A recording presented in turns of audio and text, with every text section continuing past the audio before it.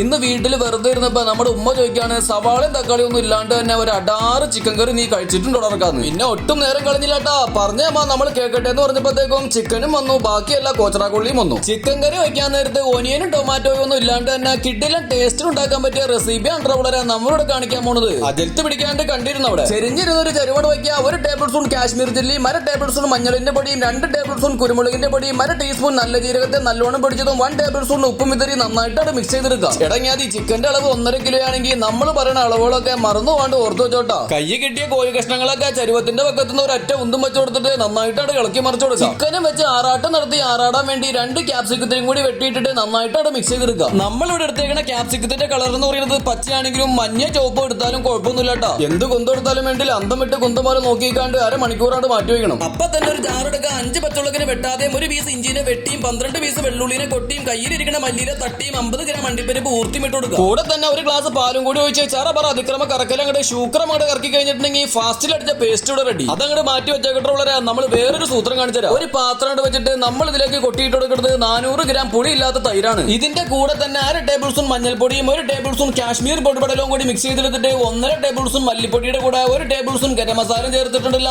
കസൂരി മെത്തി മൊത്തത്തിലാണ് ഇട്ട് കൊടുക്കാണ്ട് കുറച്ച് മാത്രം ഇട്ട് കൊടുക്കുക. കയ്യും കെട്ടി നോക്കിക്കാണ്ട് ഉള്ള കൈ കീപ്പോട്ട് ഇട്ടിട്ട് നന്നായിട്ടാണ് ഇളക്കി മറിച്ചിട്ടുണ്ടല്ല, ഈ ഒരു പരുവാക്കി എടുക്കണം. അടുത്തതായിട്ട് പാട്ടത്തിന് ഇട്ടാത്തൊരു ബിരിയാണി പോട്ട് എടുത്ത് പാട്ടിന് വെച്ചിട്ട് കുറച്ച് സൺഫ്ലവർ ഓയിലാണ് വെച്ച് കൊടുക്കുക. റെസ്റ്റിന് വിട്ടേർന്ന കോഴിക്കുട്ടന്മാരെ നല്ലോണം പറഞ്ഞ് തിരിച്ചു വിളിച്ചിട്ട് നൈസായിട്ട് റോസ്റ്റ് ചെയ്തെടുക്കുന്ന പരിപാടി കണ്ടോ വളരെ നിങ്ങൾ ഈ കണ്ടുകൊണ്ടിരിക്കുന്നത്. കുത്തി ഇരുന്ന് പൊരിക്കാൻ നേരത്ത് തീയുടെ ശക്തി എന്ന് പറയുന്നത് മീഡിയം ഫ്ലെയിമിലാണെന്നുള്ള കാര്യം ആരും മറക്കണ്ട. എന്ത് കാട്ടിക്കൂട്ടിയാലും ആരെന്തൊക്കെ പറഞ്ഞാലും ശരി, സംഗതി ഇതുപോലെ കിഡിലിനായിട്ട് പൊരിച്ചു മാറ്റി വയ്ക്കുക. കോഴി പൊരിച്ച ഓയിലേക്ക് തന്നെ നമ്മുടെ ക്യാപ്സിക്കത്തിനെ തള്ളിയിട്ടിട്ട് ജസ്റ്റ് ഒന്ന് ഫ്രൈ ചെയ്തെടുക്കണം എന്നുള്ള കാര്യം മസ്റ്റ് ആയിട്ടുള്ള കാര്യം തുടങ്ങിയാൽ മതി. ക്യാപ്സിക്കം പൊരിച്ചതിന്റെ തൊട്ടുപുറകെ തന്നെ നമ്മൾ ഒഴിച്ചു കൊടുത്ത ഓയിലിൽ നിന്ന് 3/4 ഭാഗം കോരി മാറ്റി അടുത്ത പാത്രത്തിലേക്ക് വെച്ചേക്കണം. ചിക്കനും ക്യാപ്സിക്കം പൊരിച്ചെടുത്ത ഓയിലിൽ നിന്ന് 4 ടേബിൾ സ്പൂൺ ഓയിൽ മാത്രമാണ് നമ്മൾ ഈ സമയത്ത് ഒഴിച്ചു കൊടുത്തേക്കുന്നത്. അതിലേക്ക് കൊണ്ടുവന്ന് നമ്മൾ മിക്സ് ചെയ്ത് വെച്ചേർന്ന തൈരിന്റെ കൂട്ടെടുത്ത് കൂട്ടമായിട്ട് കീപ്പോട്ട് തട്ടിയിട്ട് കൊടുക്കുക. തൊട്ടുപുറകെ തന്നെ നമ്മൾ ആദ്യം മരിച്ചു വെച്ച മിക്സും കൂടി കൊട്ടിയിട്ടിട്ട് നന്നായിട്ടാണ് ഇളക്കി മറിച്ചു കൊടുക്കണോട്ടോ. ഈ സമയത്താണ് നമ്മുടെ ഉമ്മ പറഞ്ഞതിന്റെ ഗുട്ടൻസ് നമുക്ക് മനസ്സിലായത്. കിടക്കണ കിടപ്പും ഇളക്കണ ഇളക്കലും കണ്ടുകഴിഞ്ഞിട്ടുണ്ടെങ്കിൽ തൈരാണെന്ന് പറഞ്ഞാൽ പോലും ആരും വിശ്വസിക്കൂല. സാൾട്ട് എടുത്ത് ഹാൾട്ട് ചെയ്യിപ്പിക്കാൻ വിട്ടുപോയിക്കിട്ടുണ്ടെങ്കിൽ മുട്ടൻ ഫാൾട്ടായി പൗഡർ ഉള്ളത് നമ്മുടെ ഈ തിക്ക് ഗ്രേവിയിലേക്ക് കൊണ്ടുവന്ന് പൊരിച്ചു വെച്ച ചിക്കനെ കമത്തിയിട്ടിട്ടുണ്ടല്ല,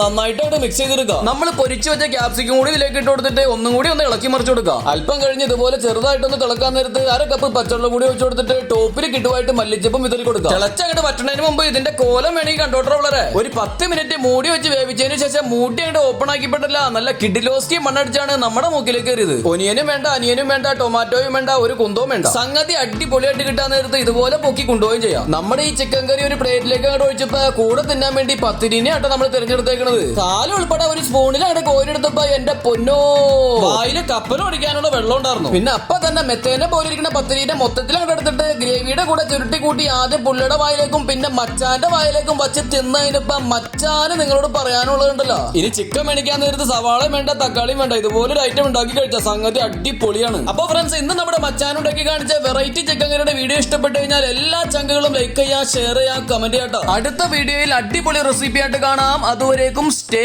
ട്യൂൺ.